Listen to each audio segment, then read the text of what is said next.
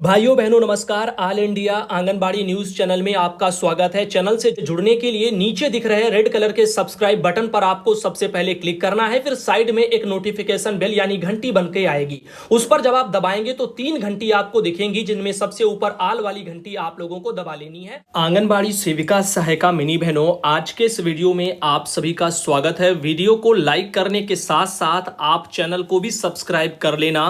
अगर पहले से जुड़ी हो तो बहुत अच्छी बात है, तो वीडियो को शेयर कर देना।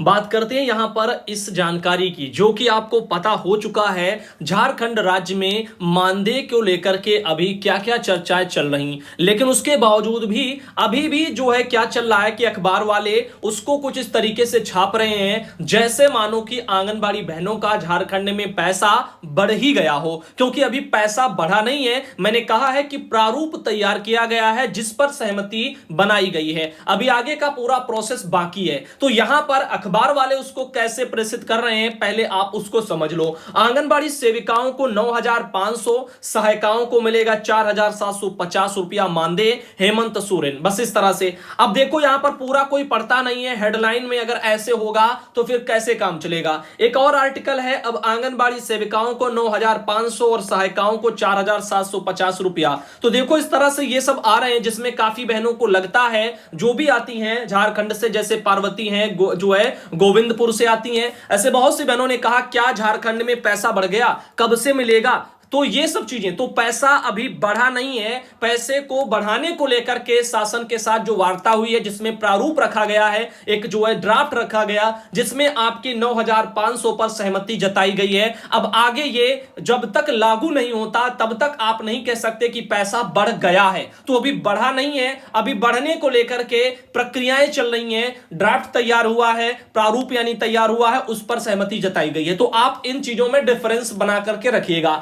इंडिया का कर्तव्य रहता है कि हमेशा आपको चीजें सच्चाई से बताई जाएं। तो अभी आपको हम प्रमोशन के बारे में पहले बता देते हैं, फिर इस वीडियो को आगे कंटिन्यू करते हैं। लेकिन उससे पहले बीच में आपको प्रमोशन के बारे में बताना चाहेंगे। ये बहन है जो कि आंगनबाड़ी सेंटर यूपी के नाम से इनका यूट्यूब पर चैनल है, और बहुत ही बढ़िया तरीके से बच्चों को ये वहां पर पढ़ा रही हैं, एक्टिविटी करा रही हैं। इनके डेली वहां पर व्लॉग आते हैं, बच्चों को अच्छे तरीके से जो है पढ़ाती हैं, जैसा कि आप यहां पर देख भी सकते हो। तो इनके चैनल से अगर आपको जुड़ना है तो आप जुड़ सकते हैं। ये देखिए बहुत सारा कंटेंट इन्होंने अपने चैनल पर ये सब अपलोड कर रखा है। सुबह के वीडियो में ऑलरेडी बात कर चुके हैं, क्योंकि आज का पूरा दिन इन्होंने यहां पर हायर किया है ऑल इंडिया को। तो आंगनबाड़ी सेंटर यूपी के नाम से इनका ये चैनल है यूट्यूब पर, और अगर आप चाहें तो यूट्यूब पर डायरेक्ट भी सर्च कर सकते हैं, आंगनबाड़ी सेंटर यूपी इनका चैनल आ जाएगा। सब्सक्राइब करके बेल दबा सकते हैं। उसके अलावा अगर आप जो है नहीं पता है ऐसा करना, तो ऑल इंडिया के कम्युनिटी बॉक्स में मैंने लिंक डाल दी है। ऑल इंडिया के जो है इस वीडियो के कमेंट बॉक्स में भी लिंक है, और तो और डिस्क्रिप्शन बॉक्स में भी लिंक है, वहां से भी आप जुड़ सकते हैं। तो दोस्तों अब हम बढ़ते हैं अपने आगे के जो है वीडियो के लिए। जैसा कि आप देख रहे हैं, तो इस जानकारी के बारे में संपूर्ण चीज आप लोगों को पिछले वीडियो में ऑल इंडिया ने क्लियर कर दी है। उम्मीद करता हूं सभी बहनें उस वीडियो को पूरा देख लेंगी और पूरी सच्चाई से अवगत रहेंगी, जो भी झारखंड में जितना हुआ है। तो मानदेय बढ़ा नहीं है, वो सब हमने सब कुछ बताया है। प्रारूप तैयार हुआ है, आगे बढ़ेगा। जब बढ़ जाएगा, शासनादेश भी आ जाएगा, तब आप लोगों को चीजें क्लियर कर दी जाएंगी। इधर बात करते हैं उर्मिला बहन जो सोनभद्र से आती हैं। उन्होंने एक बहुत ही इंपॉर्टेंट जानकारी भेजी है। पोस्टल ट्रैकर पर आप लोगों को इस तरीके से एक एरर टाइप का शो करने लग रहा होगा। इसमें यहां पर जो आपका लिख करके आता होगा कि जो है भैया जी रात 12 बजे से सुबह 7 बजे तक जो है ऐसा लिखता है। तो इस तरह से यहां पर देख रहे हैं ना, 12 से लेकर के 7 AM तक जो है पोस्टल ट्रैकर वर्क नहीं कर रहा है, तो बाद में ट्राई करें। इस तरह से एक एरर आप लोगों को इंग्लिश में शो करती होगी। तो लेकिन बहन ने क्या कहा है, इसका समाधान बताया है कि सुबह 7 बजे के बाद काम करेंगे तो पूरा काम हो जाएगा और ऐसी दिक्कत नहीं आएगी। इसको चैनल पर जरूर दिखाइएगा। तो जो भी बहनें अगर रात के 12 बजे से बाद से सुबह के 7 बजे तक कार्य करना सोच रही होंगी, तो शायद उनको ये एरर आ रही होगी। तो इसीलिए इन आप लोगों को सलाह है, इन बहन की जिनका नाम है उर्मिला बहन, सोनभद्र से आती हैं, कि आप जो है सुबह 7 बजे से आप जो है इस पे काम करना शुरू कर दें और आराम से दिन में चीजें हो जाएंगी। ठीक, तो अब इस चीज के बारे में आप लोग सोचना।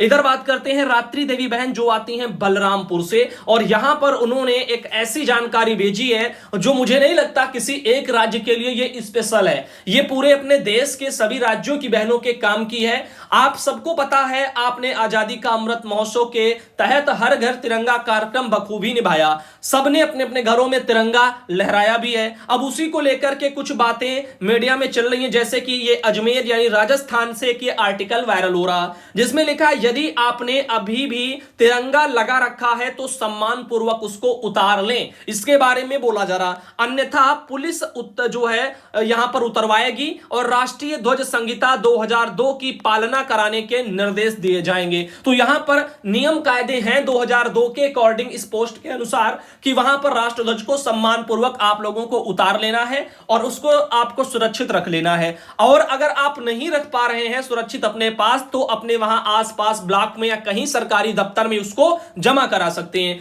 अब देखो यहां पर क्या है, इनमें लिखा गया है कि आपने अपने घर पर राष्ट्रीय ध्वज तिरंगा फहरा रखा है तो अब सम्मान पूर्वक उतार लें। भारत सरकार ने 15 अगस्त की शाम तक ही तिरंगा लगाने की अनुमति दी थी। आजादी के 75 साल पूरे होने पर अमृत महोत्सव के तहत केंद्रीय गृह मंत्रालय की ओर से 13 अगस्त से 15 अगस्त तक हर घर तिरंगा फहराने के दिशा में निर्देश दिए गए थे, लेकिन हजारों लोगों ने 15 अगस्त के बाद भी मकानों और दुकानों से राष्ट्रीय ध्वज सम्मान पूर्वक नहीं उतारा है। बड़ी संख्या में लोगों ने अपने कारों, मोटरसाइकिलों, टेम्पो आदि वाहनों पर भी तिरंगा लगा रखा है। अनेकों स्थान पर लोग तिरंगा लगा करके भूल गए हैं, कई दुकानों पर लगे तिरंगे फट गए हैं या फिर झुक गए हैं। तो मेन कारण उतारने का पता है क्या है कि सम्मान जो है उसका बरकरार रहना चाहिए। अब झंडा बराबर लगा रहेगा तो फट भी सकता है, झुक भी सकता है। अब ऐसे में अगर आप ध्यान नहीं दे रहे हैं चीजों का तो फिर वो उसका अपमान समझा जाएगा, और इसीलिए फहराने के बाद सम्मान पूर्वक तिरंगे को उतार करके सुरक्षित रख लिया जाता है। यह पूरा प्रोसेस होता है और यही एक मेन कारण होता है।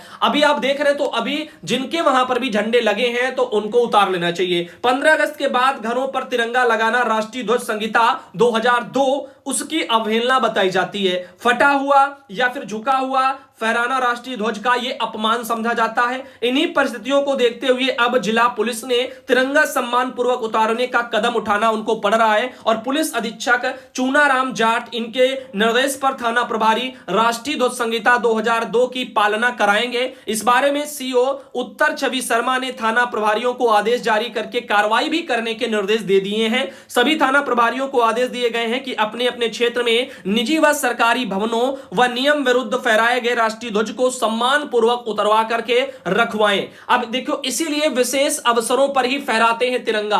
अब ऐसा नहीं होता, आपने देखा होगा देश में कि तिरंगा 12 महीना कोई फहरा रहा हो, ऐसा नहीं होता। जब कोई विशेष अवसर होते हैं तभी राष्ट्रीय ध्वज को, अपने तिरंगे को फहराया जाता है। तो तिरंगे के सम्मान को लेकर के बनी संहिता की आम लोगों को ज्यादा जानकारी नहीं है, इसीलिए केंद्र की सरकारें स्वतंत्रता दिवस, गणतंत्र दिवस या विशेष अवसरों पर तिरंगा फहराने की अनुमति देती रही है। विशेष अवसरों पर ही अनुमति के कारण लोगों में तिरंगा के प्रति आदर का एक गहरा भाव बना रहता है। अब लोगों ने तिरंगा किसी राजनीतिक दल के झंडे की तरह ही लगा रखा है, तो अब ऐसा नहीं करना है कि उसको आप 12 महीने लगा रखें और उसका अपमान हो, क्योंकि झंडा लगे लगे उसका कलर भी जाएगा, झंडा फट भी जाएगा, झुक भी जाएगा, बहुत सारी चीजें हैं जिससे अपमान स्वरूप नजर आएगा। तो ऐसा नहीं करना है। तो यहां पर इन चीजों पर आप लोगों को ध्यान देना है। इस मैटर को रात्रि देवी बहन बलरामपुर से आती उन्होंने भेजा हुआ था, तो आप सब जो इस बारे में थोड़ा अपना सोचें।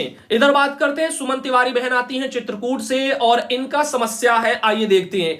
इन्होंने लिखा, सुधांशु भैया नमस्कार भैया जी, थोड़ा हम आंगनबाड़ी बहनों को पोषण ट्रैकर ऐप सहायता अपडेट जो मांगता है, जिन बहनों की सहायता है तो उनके लिए कोई बात नहीं, लेकिन जिनकी सहायता मृत हो गई है उनके लिए कोई ऑप्शन हो तो अपने चैनल के माध्यम से समझाने का कष्ट करें। देखो हमने उसी टाइम पर ऐसी सभी सिचुएशनों पर जो है हमने चर्चा कर ली थी। अब उस समय आपने देखा नहीं होगा तो आपको इस सिचुएशन के बारे में जानकारी विस्तार से नहीं है। तो मैंने बताया था कि आप अपना नाम वाम डाल करके सब छोड़ सकती हैं, बाकी चीजें या जो भी है, या आपको आपको अगर फिर भी समझ में नहीं आता तो अपने विभाग से इस बारे में बात कर सकती हैं, वो जो बताएं वो करें। तो फिलहाल हमें जो बताना था, जो बाकी बहनों ने किया और जो उनको करवाया गया, वो हमने उसी टाइम पर जब ये काम करवाने के लिए बोला गया था तभी इन चीजों पर हम चर्चा और डिस्कस कर चुके हैं। उम्मीद है आपने उसको देखा होगा, सुना होगा। अगर नहीं तो प्लीज आगे से खबरों को समय से डेली देखा करें ताकि इस तरह की कोई भी समस्याएं आपके सामने ना रह जाए। इधर बहन आती है शैलेश दीक्षित, जो कि कानपुर देहात से हैं,